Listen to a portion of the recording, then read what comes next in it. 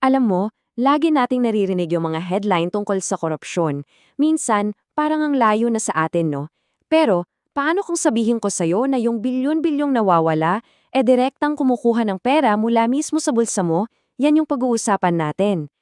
Kasi ito talaga yung tanong eh. Bawat piso na kinakaltas sa sweldo mo, may dapat yang patunguhan. Ang malungkot na katotohanan, madalas, ang kwento ay hindi tungkol sa kung saan ito napunta, kundi kung paano ito nawala. At sa dulo, alam mo na kung sino ang talo. Bilyon-bilyon. Uulitin ko, bilyon, hindi milyon. Yan yung klase ng pera na laging lumalabas sa mga report ng Commission on Audit o COA. Grabe, no? Isipin mo na lang kung ilang ospital, eskwelahan o tulong sa magsasaka ang katumbas niyan. So okay, ito ang magiging breakdown ng usapan natin. Una, gaano ba talaga kalaki tong problema? Pangalawa, paano natin nasusundan yung pera? Pangatlo, bakit parang walang napaparusahan? Pang-apat, anong epekto nito sa tingin ng buong mundo? At ang pinakaimportante, paano ito nagiging isang hidden tax sa budget ng pamilya mo? Umpisahan natin sa unang bahagi. Dito, titingnan natin ang korupsyon hindi lang bilang isang issue ng moralidad, kundi bilang isang financial problem, isang problema na may resibo. Para malinaw lang ang usapan natin, ito yung definition na gagamitin natin. Hindi yung mga technical o legal terms.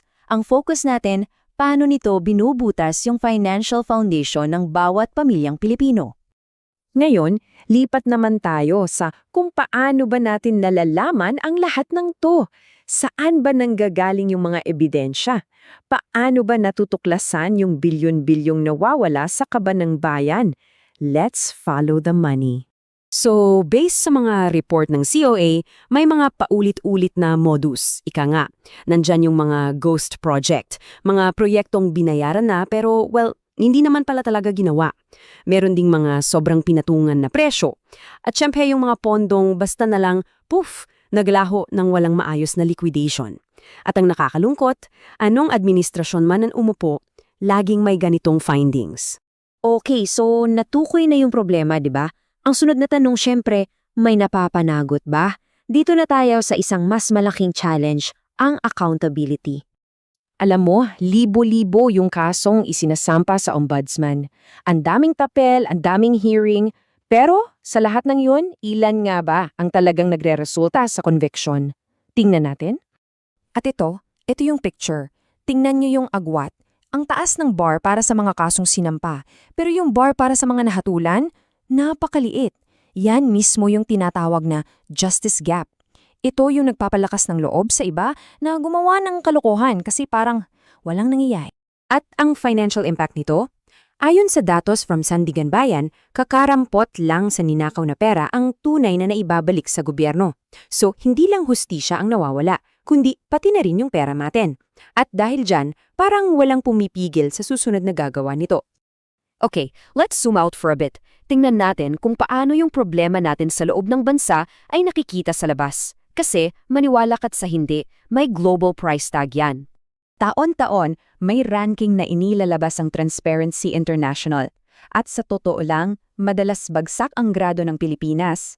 Ngayon, isipin mo na isa kang foreign investor. Kung makikita mong mababa ang ranking ng isang bansa, matatakot kang magpasok ng pera, di ba? It's a huge red flag. At ito, perfectong quote na to para i-summarize yung epekto. So pag may perception of corruption, anong nangyayari? Umaalis ang investors, bumabagal ang ekonomiya, at lumalaki ang utang ng bayan. At sa huli, sinong magbabayad ng utang na yan? Tayo pa rin. Dito na tayo sa pinakaimportanteng bahagi ng usapan. Okay, naintindihan na natin yung bilyon-bilyon, yung mga kaso, yung global ranking, pero ang tanong, ano ang pakialam mo dyan? Paano yan direktang tumatama sa pang-araw-araw na budget mo? Ito yung simpleng flow. Kapag nawala ang pondo sa taas, hindi yan magiging serbisyo sa baba. So pag kinapos yung budget para sa public hospital at nagkasakitan pamilya mo, saan ka tatakbo?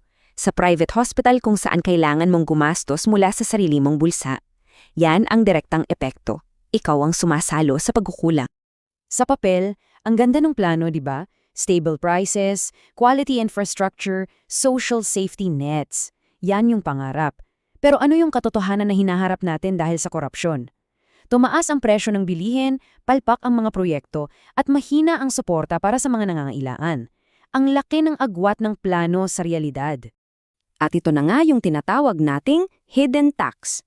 Hindi mo to nakikita sa resibo ng grocery, pero binabayaran mo to sa bawat pagtaas ng presyo ng pagkain, sa bawat trabahong hindi nalikha, at sa bawat serbisyong gobyerno na ipinagkait sa'yo.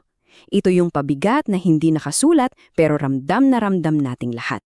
At dito ko iiwan ang tanong, kung ganito nakasakit sa bulsa ang epekto, paano pa kaya yung epekto nito sa tiwala natin sa sistema, sa pag-asa natin para sa kinabukasan?